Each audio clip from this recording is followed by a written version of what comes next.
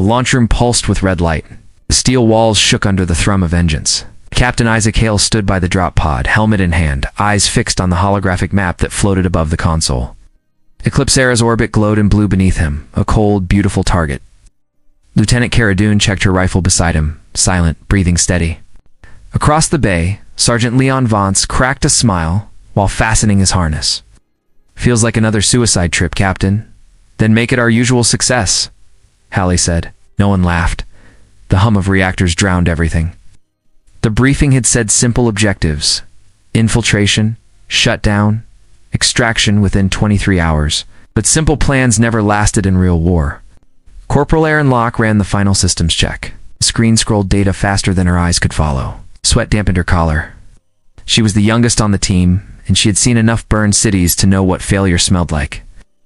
"All pods green," Aaron called out. The bay doors opened. Beyond them spread the stars, black and endless, cut by the faint orange of distant orbital fire. The world below shimmered with storms and smoke from earlier strikes. Hale turned once more to the team. "Remember, no come uplink until confirmation. We drop silent. We move fast. We get it done." Vance gave a salute more like a joke. Kara only nodded. They stepped into their pods, sealing the hatches. The hiss of pressure filled their ears. The countdown began. 10 seconds. Metal vibrated. Hale gripped the handles, feeling the pulse under his gloves. 5 seconds. His breath slowed. He thought of the soldiers they'd lost near Titan Gate, and of orders that had sent them there without warning. 1. The blast launched the pods away from the carrier. The horizon blade vanished behind them as stars spun wild across the curved glass. The descent was smooth at first, engines whispering. Then static cut through the comms. Aaron's voice cracked inside the helmets. "Captain, guidance drift signal interference." Her words vanished. The pod jerked hard. Red lights flooded the walls. "Manual override," Hale shouted. He slammed the control surface, trying to regain hold, but the thrusters refused. The view outside blurred into streaks of fire. Kara's voice came through, broken by static. "They've locked our nav. We're being pulled off course." Vance cursed. "That's no malfunction." Gravity hit them like a punch. The pods began to spin. Whole alarms screamed. Hall saw fragments of debris flashed by satellite wrecks, burned ships, shrapnel that looked too deliberate. Someone down there had tracked them. Through the narrow window, the planet's clouds turned crimson from re-entry heat. Aaron's panicked voice came over the shared channel. "It's not the Dominion signal. Reads Helios code." Then the pod ripped through the storm, fire wrapping the hull. Hale caught the last line of data before the screen shattered. The identification tag of the jamming signal was from their own command network. They weren't being attacked by the enemy. They were being brought down by their own side. Hale woke to the crack of metal cooling. The drop pod lay on its side, half buried in black dirt. Smoke rose through the split hull in thin white streams. His armor systems flickered as he forced himself upright. His shoulder burned. His mouth tasted like blood and fuel. "Report," he said, voice dry. Kara crawled from the wreck, helmet dented but eyes alive. "Vance is out." Aaron's still in her pod. Hale shoved the bent hatch open and stepped into light. The sky above was a burning smear, orange dust mixing with storm winds. Clouds of ash rolled over the empty plain. In the distance, old towers leaned like broken bones. Eclipse Era was worse than the reports. The air stank of metal and fire. Vance stumbled out of another pod 20 yards away. "Next time we pick a softer planet," blood ran down the side of his face. Ren climbed out last, carrying the small handheld unit she'd saved from the crash. "Comms are gone. The interference is local. Someone's blocking everything." "Someone friendly," Vance said, bitter. Hale checked his rifle, then the horizon. "We stay quiet. Recover what we can, and move. No signals until we know who's listening." The four of them walked toward a ridge where the terrain broke into shallow gullies. The ground was littered with scorched machinery and dead drones, Helios models stripped for parts. The war here had turned desperate and ugly. They found cover inside the wreck of an old transport. The metal hull creaked in the wind. Aaron worked at her tablet in the dim glow. Lines of code flickered across her face. I can trace the signal that pulled us down, she said. It came from a relay station about 8 miles east. Kara looked up from reloading. That far into Dominion lines? Aaron nodded. But Captain, the encryption tags look Helios. Vance hit a piece of metal with his fist. So the rumors were true. Command's cleaning its own mess. Hale stayed quiet. His thoughts were steady but dark. If their own network had dragged them out of the sky, then something much larger was in play. Wind howled through the broken transport. Dust moved across the valley like fog. Distant explosions hammered the ground so hard the floor plates trembled. Movement, Kara whispered. She aimed through a crack. Figures were coming across the ridge, armored, rifles raised. Sunlight flashed across their visors. They moved in formation.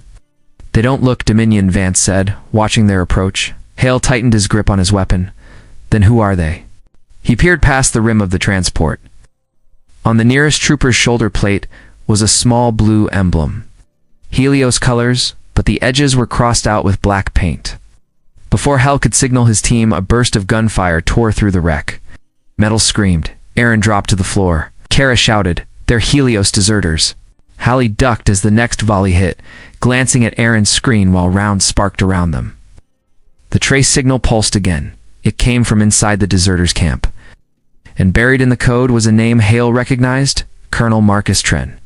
Gunfire cracked across the valley, the air filled with dust and metal shards. Hale shouted orders through the noise. Flank left. Keep moving. Kara slid behind a twisted beam and returned fire. Vance charged forward to cover her, bullets sparking off his armor. Aaron stayed low, clutching her tablet against her chest. The deserters moved like trained soldiers, not the desperate kind. Their formation was tight, deliberate. Helios discipline, Hale muttered. It was his worst suspicion confirmed. The battle turned into a close grind. The team pushed from one wreck to another, every move decided in seconds. Hauled through a smoke charge and broke from cover. He reached the side of an old crawler vehicle, found an opening, and waved the others in. Inside, it was dark and cramped. Engine cores hummed faintly. Kara sealed the hatch while Vance reloaded with fast, rough motions. They know how we fight, he said. They're trained for our tactics. Aaron spread the tablet's display on the floor. Lines of terrain data glowed in green. The trace is a live feed, she said. It's leading into an underground structure under the East Ridge. If Tren's name is in this code, that's where he's sending the signal from. No way he's here himself, Kara said. He's the kind that burns people from orbit, not dirt level. Hull thought a moment. He had known Tren for years. The man once commanded entire fleets, a strategist with no patience for weak conscience. If his code is here, then this outpost runs under his approval, Hale said. We get in, we find out what he's hiding. Outside, the sounds eased. The deserters had pulled back to regroup. Hale looked to Vance. You ready to move? Vance grinned, blood still on his cheek. Always. They moved out at dusk, crossing the valley under a red sky. Ash and sparks drifted down like snow. The ridge ahead was lined with broken antennas and shattered domes. The entrance to the underground site hid behind the remains of a defense turret. Aaron worked the security panel. Sparks jumped as she tore out the old circuits. Manual override only, she said, and stepped forward and ripped the door open with a hydraulic tool. It screeched in protest. A stale rush of cold air came from the tunnels below. They went down a narrow stairwell lit by emergency lights. The walls were rough metallic stone, marked with old Helios codes. The deeper they went, the more it sounded a live machine still running somewhere in the dark. At the bottom stood a chamber lined with glass pods. Each one glowed pale white. The air felt heavy, damp with chemical odor. Aaron froze, voice trembling. Captain, these are cryo units. Hale stepped closer. The first pod held a soldier, then another. Dozens of them, still and perfect. He wiped the fog from one glass panel. Kara whispered, "They're human. Exact copies." Hale looked at the control tags on the units. Every tag bore the mark of Helios Command. In the far corner, a single pod flickered online. Inside it, through the haze, Hale saw a face's own. Hale stared at the pod. His own face stared back, pale under coolant fluid, still as death. For a second he could not move. The air felt too thin, the lights too bright. Kara's voice broke the silence. "What is this place?" Aaron moved fast between the pods, scanning the control panels. "They're call signs from our own divisions," she said. "All Helios. Every unit number, every DNA chain. These aren't prisoners. They're copies." Vance slammed a fist against a glass casing. "Clones of us." The glass cracked, coolant hissed out, and alarms started blaring. Red lights flashed across the chamber. Hale forced his thoughts into order. "That signal from Tren wasn't just bait," he said. "It's command work. They're building soldiers that can't question orders." Kara's jaw tightened. Then the war doesn't end, just repeats. A metal door on the far wall snapped open. Floodlights blasted down the corridor. Armed men poured in, their armor clean, marked with fresh Helios insignia. The deserters from outside were only gatekeepers. These soldiers were official. "Contact front," Vance shouted. He dropped to one knee, firing short bursts. The room erupted in light and noise. Glass shattered. Pods spilled their chemical fog across the floor. Erin dragged herself behind a console, fingers flying over her keyboard. "I can lock the blast doors," she said. "Give us a few minutes." "Do it," Hale said. "And start copying every file you can." The blast doors slammed shut.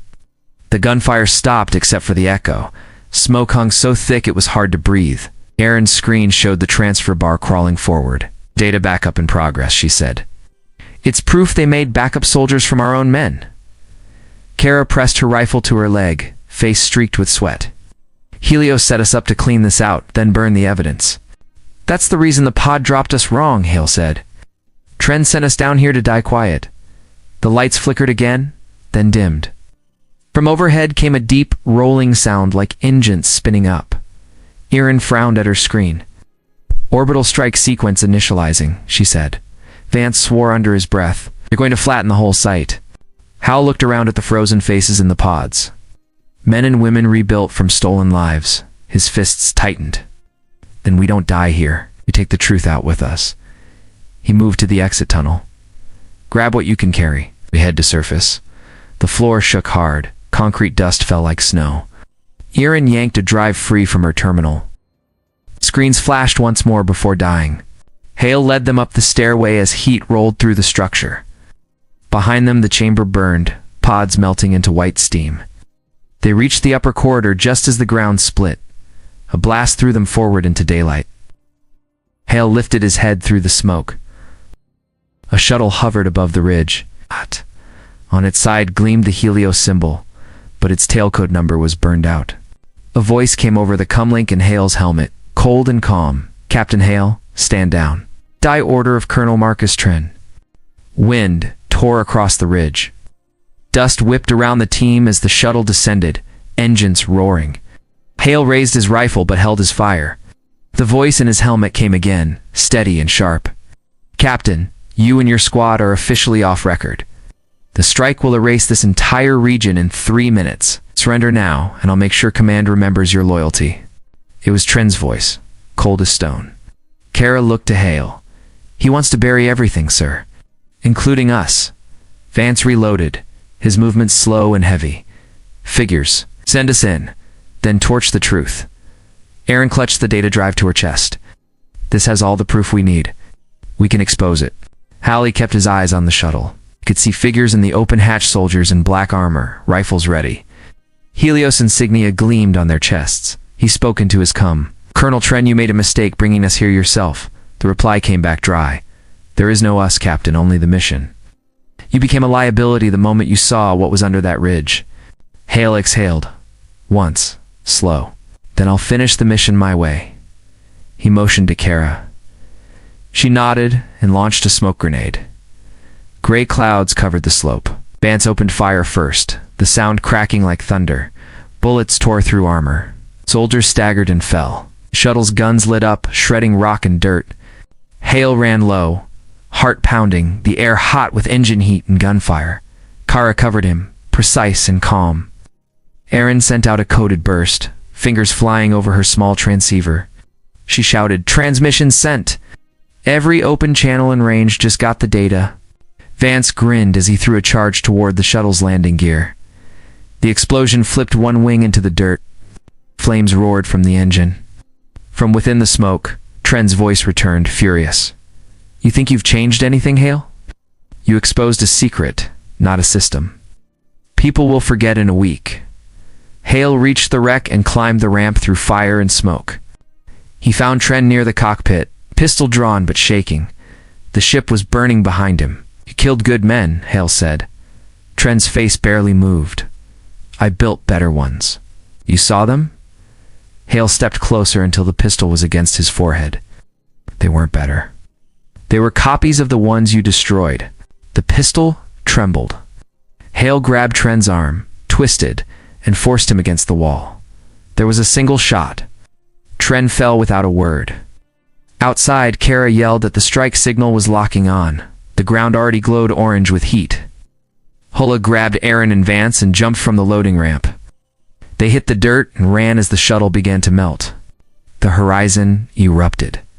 Fire streaked across the sky. The blast threw them down again, the sound rolling for miles. When the noise faded, the ridge was gone, turned to glass and smoke. The data drive still blinked in Aaron's hands. She looked at Hale. The whole system heard it. Every soldier, every base. He stared at the burning horizon. Then they'll fear us again, he said. From far above came the shape of new shuttles descending, unmarked and silent.